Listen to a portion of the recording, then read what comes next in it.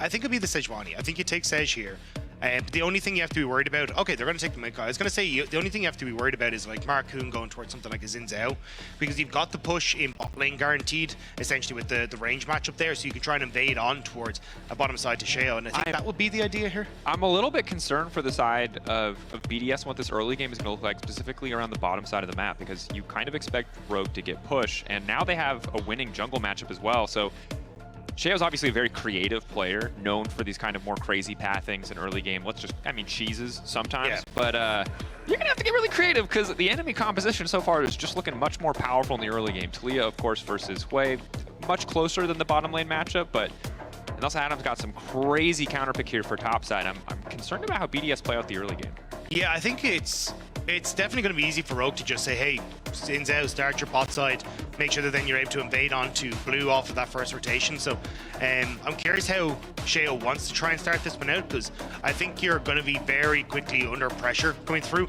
Maybe they end up trying to go for some sort of very early play towards like, hey, we've got a Blitzcrank and a Maokai. Let's see if we can try and go for some sort of invade in the early stages. But and you've got the Talia at least that can provide some upfront damage across that. But it does feel a little bit difficult for BDS just to manage these early stages of the game where you're going to be under a lot of pressure in the jungle. Yeah, will certainly be tricky. See, of course, how it works out for them. And for Rogue, again, the blueprint is there. Early game, you've got a Kalista. This time, hopefully, will not be solo killed. In isolation in the 1v1. I feel like all of Rogue are just trying to forget the last 2 days and focus up. We've heard that scrims have been a bit better for the team. Want to see the Scrim Rogue appear on stage today. BDS, sure as hell gonna have something to say about that as we get into our first game of the day.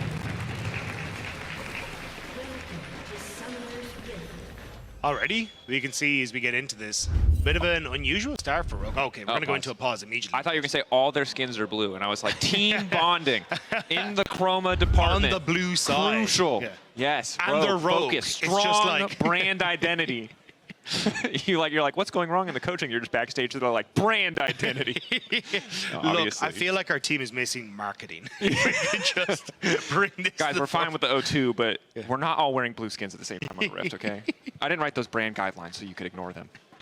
Anyway, have a break, have a Kit Kat. We'll figure out what's going on. We'll keep you updated as we get more information from our competitive operations team as to what's the issue on stage. Did everyone bring a pillow? Yes, good question. Yeah. All right, it was just a small audio setting adjustment. Everyone already had their pillows. Do not be concerned. Of course, shout out to Secret Lab. Those pillows are so good, they are worth pausing a game over. We learned.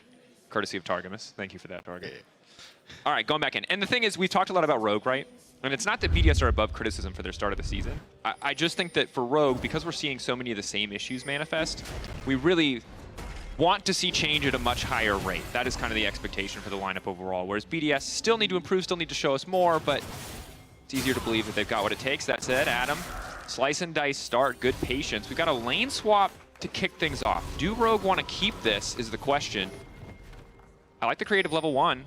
Already giving a decent advantage. Adam starting E level 1 is bad. Yeah, I think a lot of this was more to see if they could try and get in onto Sheo and spot out where he is, right? Like, what is going to be his plan for going through his jungle? Because, again, I think you do want to start on the bottom side here for Rogue. Like, get this red, immediately try and look for an invade off of your bot side push and see if you can get Sheo out of that side of the jungle. I imagine Sheo will probably just go Raptors into some sort of bot side to try and match this. But it does just mean that you're going to need some sort of help to come through. And at least with Ice and Labrov already going to be able to start the lane push, maybe they can try and dissuade a little bit of that aggression in towards Sheo in the jungle. Definitely an option. Of course, Marcoon is living on a ward right now. He's going to look back at this and maybe kick himself just a tiny bit. Not sure if they spotted that particular piece of vision, but now he's gone into Fog of War. They feel comfortable knowing he's gone topside. He's not doing any clever double backs here, so BDS, good information for at least the early game pathing of Xin Zhao. Very important given how lethal those early ganks can be. And for now, bot lane slowly looks like it's going to be pushing in the favor of Rogue, expecting them to get level 2 first. And Finn, unsurprisingly, having a great time against the E-start Renekton. There's no stun there. There's no Q for the healing, so level 1 will at least favor him. Yeah, it's a good matchup regardless for Finn. Also, now the fact that Sheo's been spotted on this ward is going to give a lot of information to Marcoon that maybe they want to try and actually go for something on this top side a little bit earlier than expected. But realistically, I think he's more than just going to go towards his Wolves after this and enter back into that bot side. And again, nice warding on both sides, right? You end up with that ward that spots out where Marcoon's going, so Sheo knows he doesn't have to be worried about any sort of invade shenanigans on the early stages of the game. And as well, the fact that Sheo gets spotted means that BDS are Rogue are well aware of where Shale is starting on the map. Yep. And now you see Maokai position bottom side to cover if a dive does come through. Multiple waves now crashing into the bottom lane tower of BDS. Could have been a dive setup. Probably would have been a tough one to pull off, but the window of opportunity was there from Rogue. Marcoon now walking across the ward, and timing here from Sheo is very good. Able to take that blue uncontested. Marcoon wandering in now will get spotted by the sapling, and Sheo had the necessary information to essentially safely clear his jungle, which was not a guaranteed thing, to be clear. And even now, his bot lane does not have priority, so the fact that he's able to sneak that blue buff away is a pretty big deal. Yeah, I like the decision-making here from Shale, right? So he does the blue first, so then if an invade comes through, he's able to fall back deeper into his jungle towards his wolves, and make sure that then he buys more time for his bot lane to clear out that bot wave. And you can see there, Marcoon wants to try and go for the Gromp, but because you've already got that push in bot side, it makes him way more difficult to stay longer in this bot side jungle. So easy enough, Sheo's able to pick up blue, back to his wolves, and then able to pick up his Gromp now without Marcoon really being able to stick around. So it's just wasted time by the Xin Zhao. Yeah, putting himself behind a little bit, and big credit to Sheo again, finding that window of opportunity, pathing in such a way that he doesn't leave himself more vulnerable than necessary. We're now beginning to proxy waves, of course, knowing that Xin is on the bottom side of the map, frees him up to play, you know, just a little solo queue psycho classic, just move past, take the next minion wave, and he's no longer a level 1 Renekton, you know? He's got cold of me, there's 2 points there, happy to just sit there and tank minion aggro. And I think at this stage, it's going to be a case of, well, how do we get to see Rogue open up the game? Because, for Rogue, I think a lot of it is going to be Marcoon again trying to play off of, hey, mid push and bot side push and making sure you're all fine and dandy. And how do BDS respond to this? And I think a lot of that is going to be a case of, can Labrov start to roam around the map? Now, it is going to be tough, obviously. You're in a matchup where you're getting shoved in a lot. But if you can use, like, these moments, right, where he's like, I don't really have to back here. I'm full mana, full health. Okay, cool. Let me see if I can disrupt push on mid for Larson. Maybe interrupt his back timer, burn a summoner spell, make things easier for Sheo on getting control mid. And then in a minute's time, or just over, when we hit level 6, we can immediately start to put that pressure onto bot lane. And the Labrov is already roaming up, of course. First back coming in for BDS, the wave bouncing off their side, crashing into the side of Rogue. As we've now reset, Ice will be there to pick that up, and it's not really a position where Marcoon is ready to dive bottom side on this wave, so Callisto will back later. We'll probably have a better purchase, but Ice gets to sit comfortably, gets to farm up here. And on the top side, just continuing to see a bit of trading back and forth. Sheo taking this window of opportunity. Seeing so many members of Rogue on the bottom side to start up the objective. Larson level 6, but low on mana. Flick back is good. Nuke doesn't really have a lot of damage to follow up, however, so Labrov stands there menacingly. Might be able to help Nuke push out, but they're in this awkward position where Nuke doesn't have enough mana. And so the play isn't really effective at getting that wave in. Yeah, Nuke didn't have enough mana for the Unraveled Earth, so when they went for the flick back, that was kind of it. Not enough damage to finish off, so the Ignite kind of wasted there, and you're still in this kind of no man's land where no one really feels comfortable enough to push up. Larson trying to get the reset, Nuke just trying to stop him, and it will mean that Rogue, at least with the control over that bot side, will be able to turn that into the Dragon, just with Labrov using that time instead, trying to play around mid lane. So at the end of the day, we only see really a single grub taken, maybe just for a little bit of XP, just a tiny bit of gold to Sheo. Doesn't want to commit for too many. But Rogue are going to grab Mountain Drake, which, given that they kind of have the stronger, you would expect early to mid game composition, is good if they just continue to stack. Wow, I just put an R in there, man. Just I'm just mixing up the letters today. Which Magic the Gathering card is that one? Look, oh, you haven't learned about stacks yet. Shout out to all my MTG stacks players. Those are the bad people, Rob. We don't talk to those people. I'll explain that concept later. It's kind of like the Poppy W of Magic the Gathering players. Why do I feel like your son that's coming along is like, don't talk to those people. Those are the bad people. Come with us. Don't ignore my Google history search. That's all I'll say. Regardless, BDS now level 6 on the bottom side. Labrov ready with a good angle on the hook here. Isn't going to connect, and all that pressure is just going to kind of fizzle. But I think BDS have navigated this early game super well. You kind of would expect Rogue to have a bit of a bigger lead based on some of the lanes that they've been able to get, but good back timing from Ice, good basic kind of wave control there, and Rogue really haven't been able to punish. And you know, you kind of want the Xin to do stuff pre-6, You know, post 6 obviously still good, don't get me wrong, but Marcoon just has not been able to find the angles into these lanes. No, it's definitely difficult, and I think a lot of it is, hey, we tried to make that play on bot side, but because that good ward that spotted out exactly what Marcoon was up to, made it difficult for him to really find that timing window and Sheo responding accordingly. I do think there are more opportunities for you to try and do something on this bottom side. It's just that they haven't really found this energy on Comp and Zoelise's pushes to try and make that play happen, especially now that Nuke has a significant amount of control over the mid lane. He's just been shoving in consistently, making it hard for Larson to try and follow up on that. Adam, though, gets a nice shove in, grabs a plate. Finn forced to reset the wave. If he can cancel the back here, very good, as he's been able to reset and Adam has not. Until Adam can spend that money, his gold lead is entirely fake, and Finn is actually the one in an advantageous state.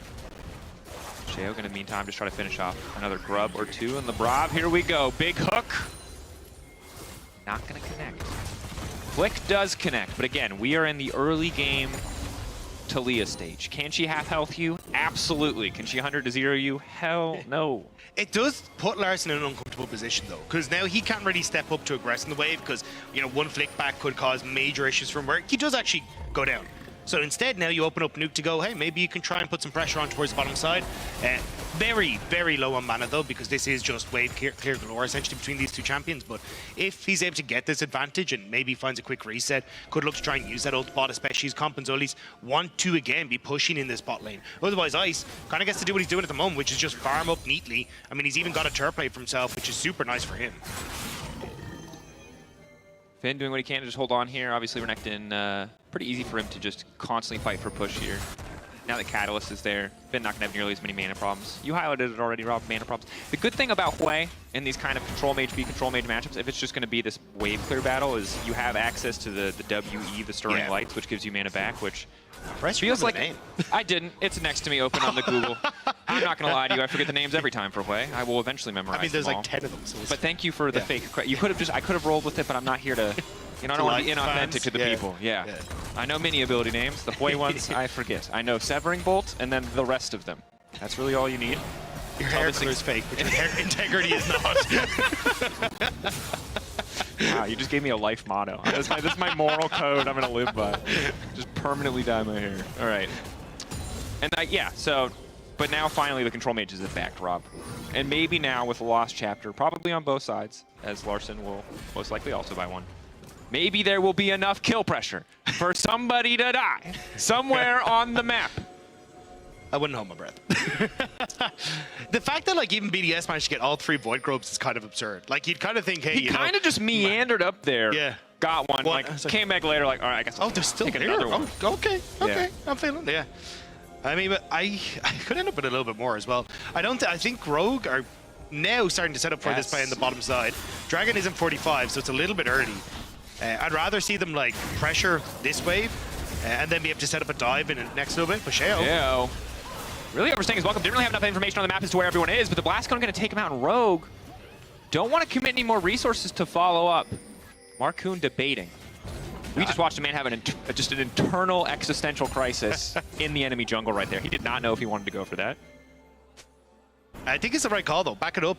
You know that 15 seconds until Dragon.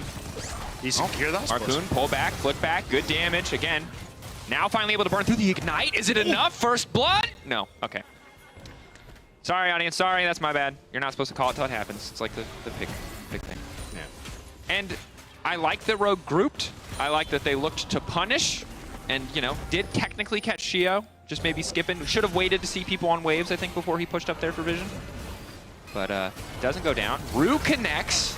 And Nuke is forced to flash out to safety. Small advantage. Hook is good. Sheo is there. None of the damages, however, which is a bit of a problem. I don't know about that one. Sheo now probably going to die here. A bit of a miscalculation from the side of BDS as to who was stronger in that equation. Look, there's a couple of people in that fight that need to take a look at Aim Trainer, but they do manage to get the hit. They manage to get someone down, and now Rogue's still here. Labrov maybe fishing for a hook.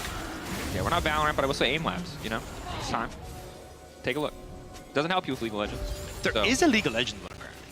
Which is like, is it a terrible Flash game? Because all the League of Legends aim trainers are just really bad Flash games with like ripped assets from the client.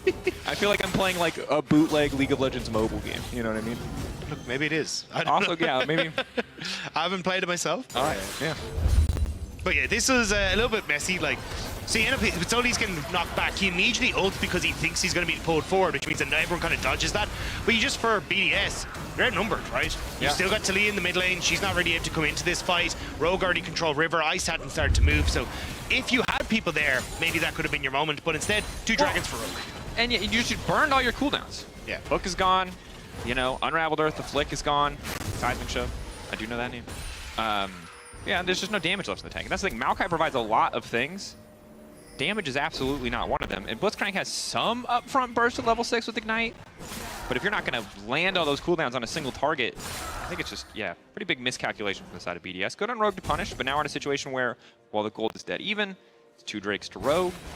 A longer game I still think will be hard for them, even with something like a Soul. Pullback is there on a Larson this time. Good, though. Fear to try to disengage, and the coordination not. Well, that's the thing. Like, Labrock got the hook, but Nuke had just used all of his spells on the wave, so you literally get AQ. So it's a little bit of a warning shot, essentially, but you're not too worried as Larson, so he just walks away.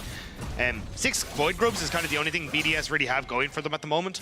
They could, again, with if they can scale, Ice will get into a position where he's comfortable, but for Rogue, even though it's not too much happening, they do have the 2 dragons, which will set them up nicely to try and find these fights right as they're coming online. So for BDS, you kind of needed to find a way to slow down the pace of this game, at least from dragon stacking perspective. It just hasn't quite happened. And I will say, in a game this where neither team is really able to push their advantage in a really significant way, a pick like Aphelios. I mean, I feel like we're in the Fast and Furious 11 right now. I don't know about you. We are breakneck speed. I mean, they've already gone to space. They need to drift around the rings. I was going to say, it's Saturn. like Final Fantasy 16, or Final Fantasy Fast and Furious 16, where they've just decided to there's actually a crossover. It's Rob a new dimension. Spoiled it, but that's it's the a crossover plot. with Cars, where it's just the Disney or Pixar movie, which is just everyone is a car, so everyone is now fast and slightly furious. But Rob, good news. Aside from our Cars Final Fantasy Fast and Furious crossovers, that a fight is happening. A TP is breaking out. Maokai going in. Markuno on his lonesome, but has the ulti if he needs it to create a bit more space. Waiting a little bit too long, though, and just gets popped. Quick flick back there. Rogue now on the chase. An excellent knockup. Ice firing back with an ult of his own. Zolis in the midst of everybody. Calm still holding on thanks to the bailout. BDS a bit overconfident. Gift wrapping the Herald, and there you go, Rogue. Happy to pick it up. Everyone grouped perfectly for Zoelisa's ultimate. The hostile takeover just absolutely obliterating BDS as they all turn on each other, and even the bailout for comp, perfect in the end. So nicely done by Rogue to turn that one around. Yeah, credit to them. And BDS, I think overestimating. And in those close exchanges, this is really where the Kalista and Renata together are just going to do so much work, right? The bailout, obviously, stacking up those spears. Kalista already such a hard target to lock down. We'll see kind of what went wrong here for BDS. Yeah, I mean, as they set up here, they try to turn onto Marcoon, which is essentially the tank, right, because of the ultimate. So yes, you get the lock up here, they all end up turning onto him. You get a good ultimate coming through from Finn, which kind of disrupts a little bit, but look at the hostile takeover. Oh, it's so Every good. single person, apart from Nuke, it's locked up. They're all dealing a ton of damage themselves. Sets up beautifully then for Larson to get that massive AoE damage off as well. Everyone's getting hit by the passive. It's just perfect there. Yeah, and you can see ecstatic faces on the side of Rogue Coach. It makes sense. It's a rough couple first 2 days, right? But that fight looked good.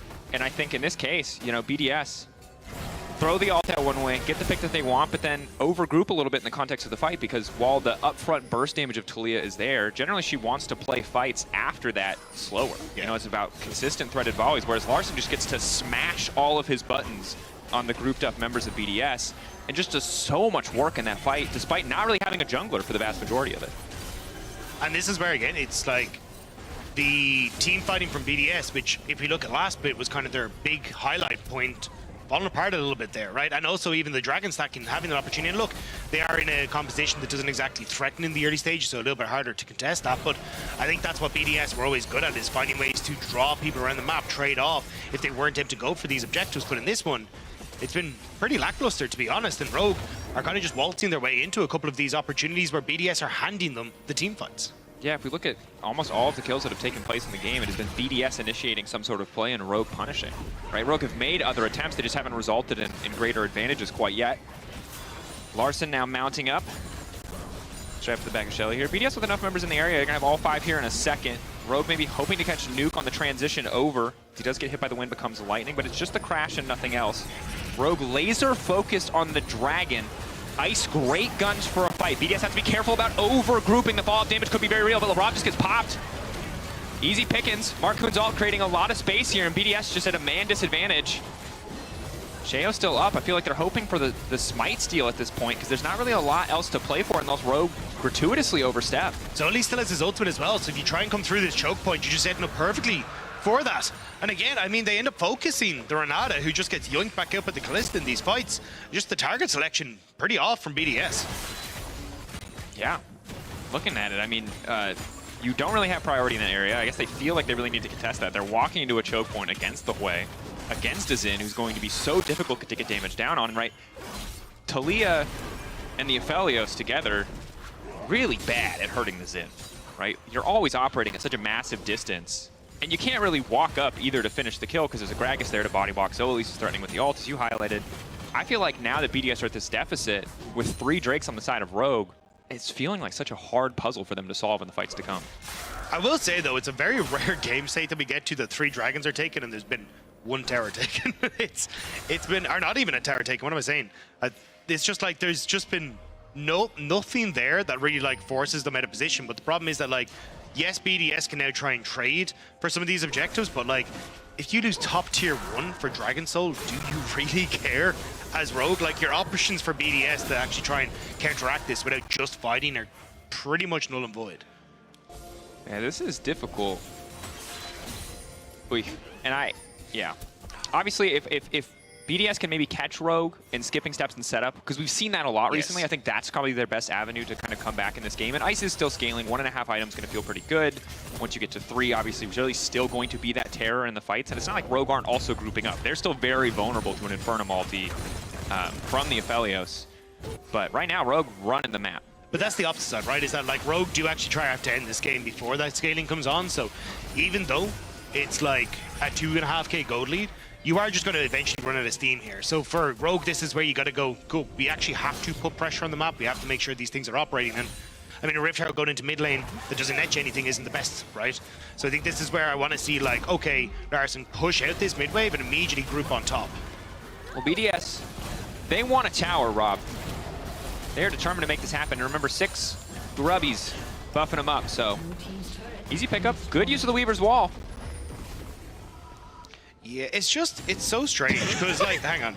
So basically, the way you kind of want to operate this, right, is that essentially if you are Rogue, you want to have your Callista in the mid lane, because essentially you can contest mid push and immediately start to group with Larson up towards his top side, right? Yeah. But because they end up leaving the Callista in that top side, it makes it incredibly difficult to actually threaten the top wave because Nuke is there.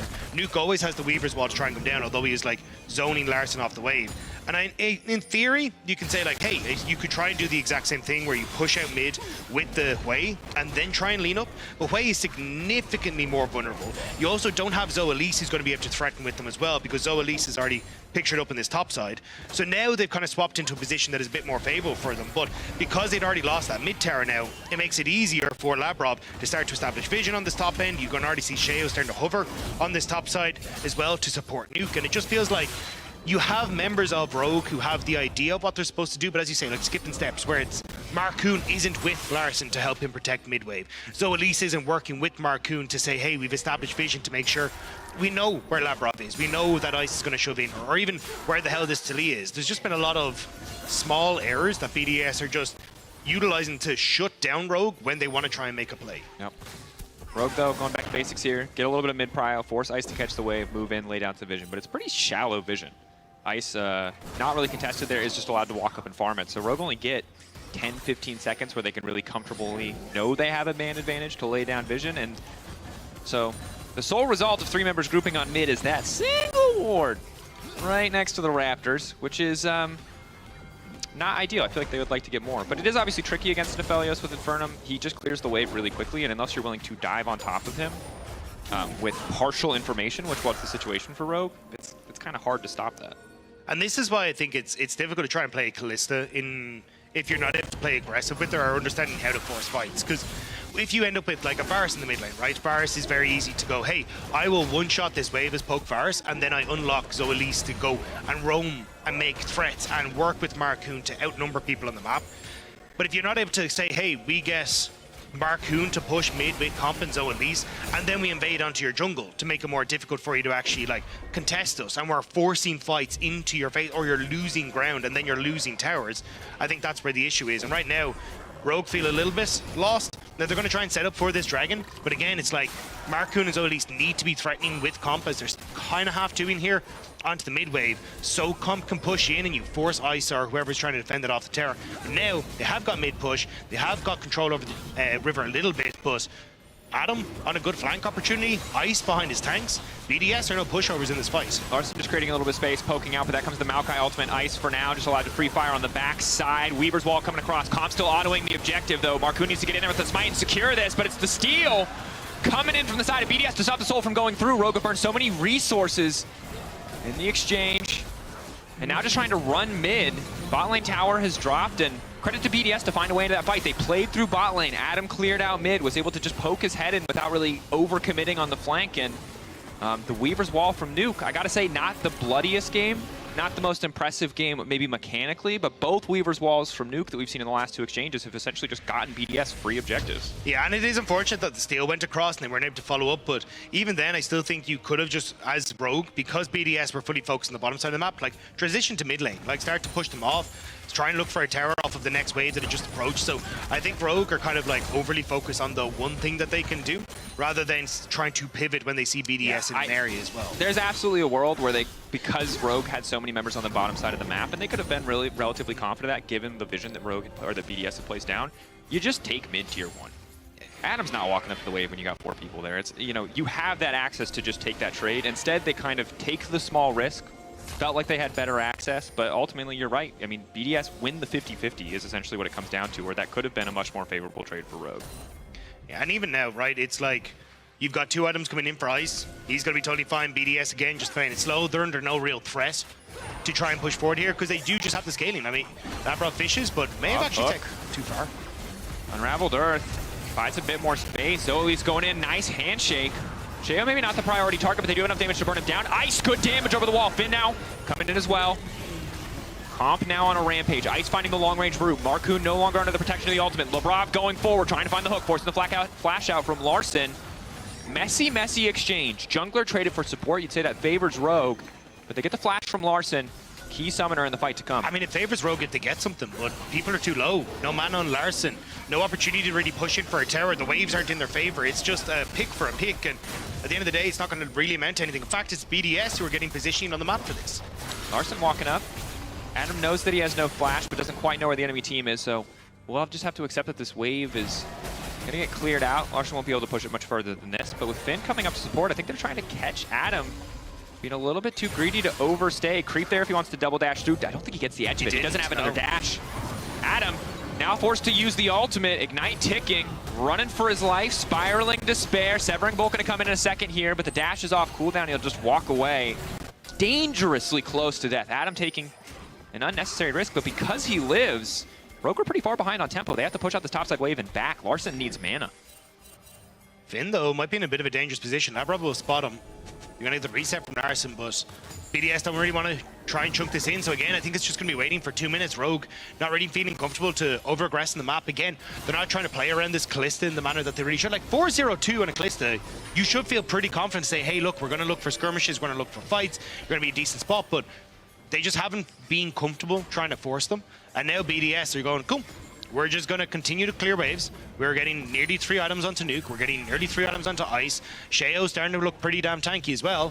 BDS and they feel confident to just start Baron. Vision control, blue trinket comes out. BDS probably just back off here. Severing Bolt going down. All right, Rogue now see the Baron resetting. Labrov going in. This time the hook goes straight into Marcoon. Marcoon can just ulti, gets himself a little bit more space. That's one now taken down. Ice, decent ulti under the backside, taking about 50% of Zoe Elise's life. But Labrov consistently trying to be that playmaker there, but there's very few good targets to hook. Well, there's 3, but sadly, they're always behind the Xin Zhao and the Gragas. Yeah, I mean, Marcoon is just so good against Ice, especially as he's already pointed out, Dracos. It's like the ult just makes it so difficult for him to really do anything. So he tosses an ult into the backline, but doesn't really dissuade them a huge amount. And bit of a whoopsie from BDS. Again, though, it's kind of just a pick, like, Rogue have reset. They're not going, hey, we're going to go and like hard shove mid and use the numbers advantage or do anything with it. It's just kind of like a, hey, nice job, lads. Come back tomorrow? Yeah, great. All right, see you same time. All right, I'm not a superstitious guy, and you know this, Dag. You're just a little stitious. Just a little stitious. Regular amount of stitious.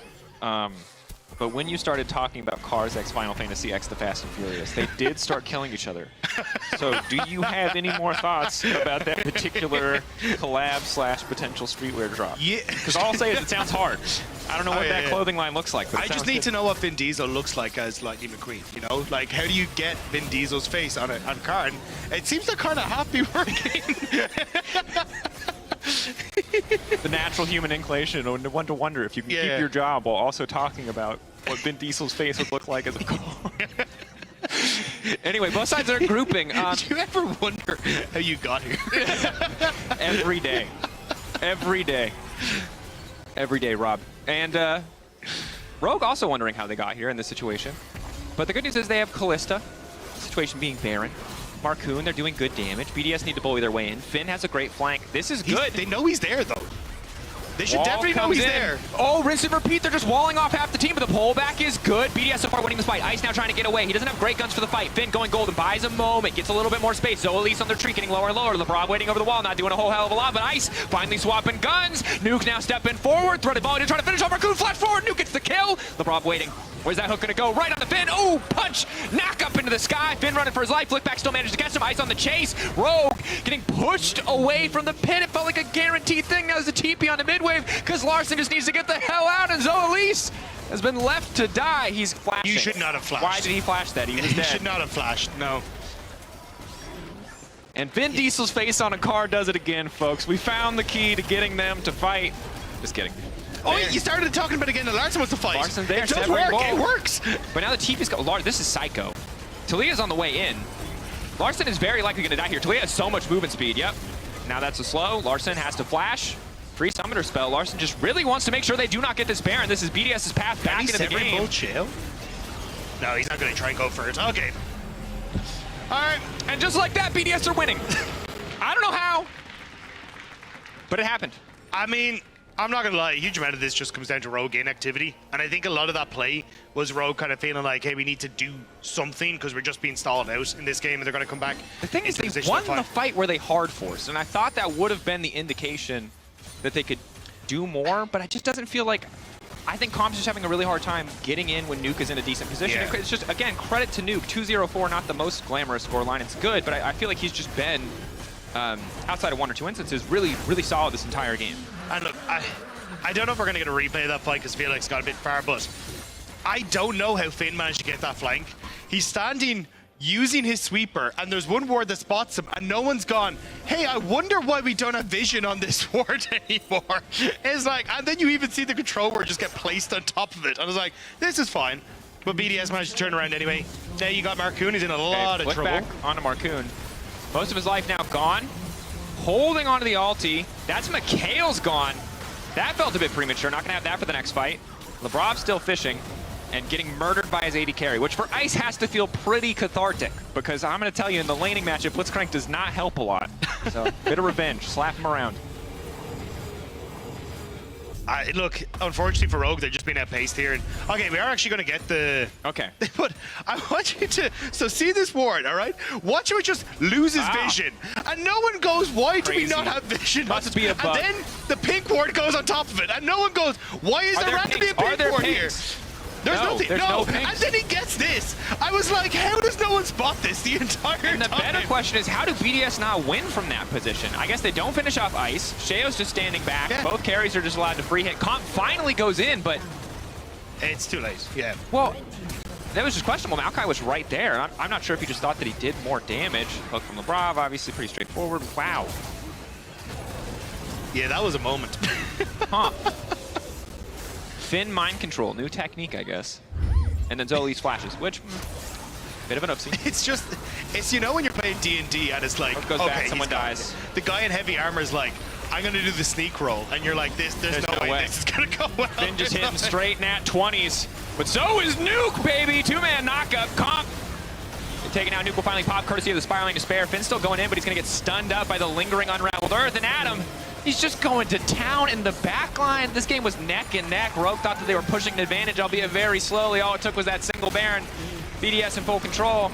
And they probably just end the game right here, 32 minutes in. Very odd game of League of Legends, but BDS, they take those. Sheo offers his life as sacrifice in penance for whatever we just watched. BDS win. Rogue coming in on an 0-3. Rough start for both these teams, but somebody had to win, and BDS coming out on top as the KDA plays come through, and the Brav's going to whip his final hook, but he will take out the Nexus. That is one of the games of League of Legends of all time. And BDS managed to slow down at pace, at least enough, or at least Rogue doesn't do anything enough that BDS gets scared and they eventually take over. But yeah, that's a